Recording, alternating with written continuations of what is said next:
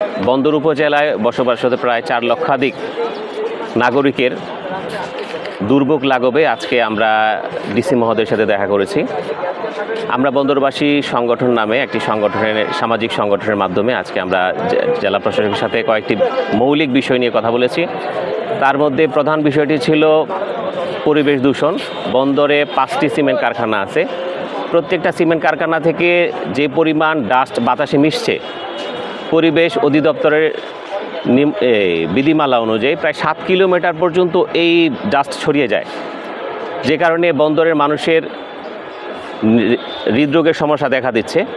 আমরা চাই এটা লাঘব হোক, এবং আমরা শিল্পের বিরোধী না। শিল্প প্রতিষ্ঠান থাকবে, শিল্পর বিকাশ হলে মানুষের কর্মসংস্থান তৈরি হবে, এটা আমরা বিশ্বাস করি। আবার মানুষকে বাদ দিয়ে শিল্প না, এই শিল্পের যে বিকাশটা বন্দরে হয়েছে আমরা চাই সেটা গঠনমূলক হোক, মানুষের কল্যাণে হোক। যেভাবে ধুলাবালি উড়ে চারপাশে ক্লিংকার উড়ে যায় জাহাজ থেকে আনলোড করার সময়, এটাকে এয়ারটাইট করা হোক। এইটা যেন বাতাসে মিশতে না পারে সে ব্যবস্থা কর্তৃপক্ষ নেবেন।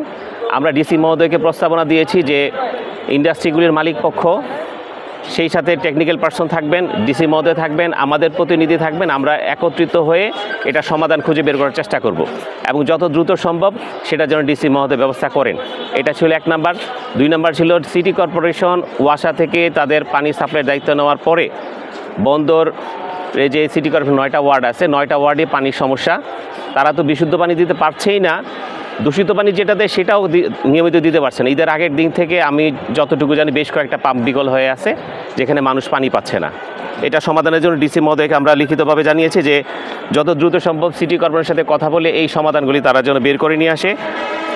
3 নম্বরে আমরা বলছি বন্দরের সবকটি রাস্তা চলাচল অনুপযোগী হয়ে গেছে। এই রাস্তাগুলি এলজিইডি এবং রোডস অ্যান্ড হাইওয়ে যে ডিপার্টমেন্টের সাথে যেটা জড়িত আছে সেটা ডিসি মহোদয় কথা বলে তার সমাধান বের করবেন। এবং সর্বশেষ হচ্ছে আবাসিক গ্যাস যে সংযোগটা আছে, বিগত সরকার গ্যাস সংযোগ বন্ধ করে দিয়েছিল। বন্ধ করলেও সরকারের কতিপয় দুষ্কৃতকারী সরকারি অফিসের যোগসাজশে, তিতাসের যোগসাজশে বিভিন্ন বাড়িতে কানেকশন দিয়েছে। একটা কানেকশনের প্রতি 20,000 থেকে 1 লাখ টাকা করে নেওয়ার অভিযোগ আছে। সেই কানেকশনগুলি এখন আবার নতুন কিছু গ্রুপ তৈরি হয়েছে যারা অফিসের সহযোগিতায় এই কানেকশনগুলি কেটে দিচ্ছে, ডিসকানেক্ট করে তারাই আবার মোটা অঙ্কের টাকার বিনিময়ে ওই কানেকশনগুলি দিচ্ছে। আমরা ডিসি মহোদয়কে বলেছি যেহেতু ডোমেস্টিক কানেকশনের কোনো বিকল্প নাই, এই লাইনটা যেহেতু তারা ব্যবহার করছে এবং তিতাস গিয়ে তার জরিমানাও করছে, আপনি যদি জরিমানায় নিয়ে থাকেন তাহলে মাঝখানে দুর্বৃত্তদের কেন সুযোগ দিবেন? এই গ্যাস লাইনগুলিকে যেভাবে নিয়ম মাফিক কন্ট্রোলে আনা যায় সেভাবে আনা হোক, যেন দুর্বৃত্তরা আর এই সুযোগটা নিতে না পারে। সম্মানিত ডিসি মহোদয়ের কার্যালয়ে আমরা একটা স্মারকলিপি দিয়েছি, এবং সেই স্মারকলিপির যে বিষয়বস্তু সেটা ইতিমধ্যে আমাদের সাইদ সরোয়ার আপনাদের সামনে তুলে ধরেছেন। আমি সংক্ষিপ্তভাবে একটা বিষয় বলতে চাই যে আজকে আমরা জাস্ট নিয়ম মাফিক আইনানুগ আইনের প্রতি শ্রদ্ধা রেখে আমরা প্রশাসনের দৃষ্টি আকর্ষণ করছি আমাদের বন্দর উপজেলার মৌলিক কতগুলো সমস্যার বিষয়ে। আপনারা জানেন যে আমরা এই ঢাকার একটা সমৃদ্ধ উপজেলা হচ্ছে বন্দর উপজেলা, কিন্তু আমরা নাগরিক সুবিধা থেকে অনেক পিছিয়ে আছি। অনেকগুলো বন্দর থানার অনেকগুলো গুরুত্বপূর্ণ বিষয় ইতিমধ্যে আপনাদের সামনে তুলে ধরা হয়েছে। এই বিষয়গুলো আমরা সমাধান চাই আইনের মাধ্যমে। যদি প্রশাসনিকভাবে এই বিষয়গুলো আমাদের সমাধান না হয়, তাহলে আগামী দিনে ইনশাল্লাহ আমরা বন্দরের কয়েক লক্ষ জনগণকে সাথে নিয়ে এই বিষয়গুলো উত্তরণের জন্য আমরা ইনশাল্লাহ গণ আন্দোলনের দিকেও যেতে পারি।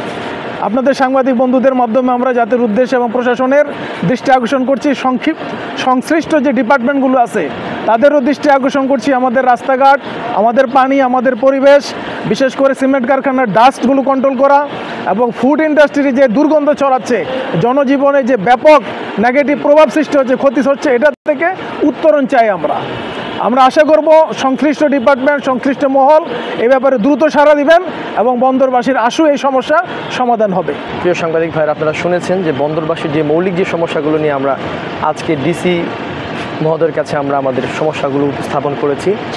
এটা হচ্ছে আমাদের নিয়মতান্ত্রিক এবং সিস্টেমেটিক তাদেরকে প্রশাসনকে জানানো।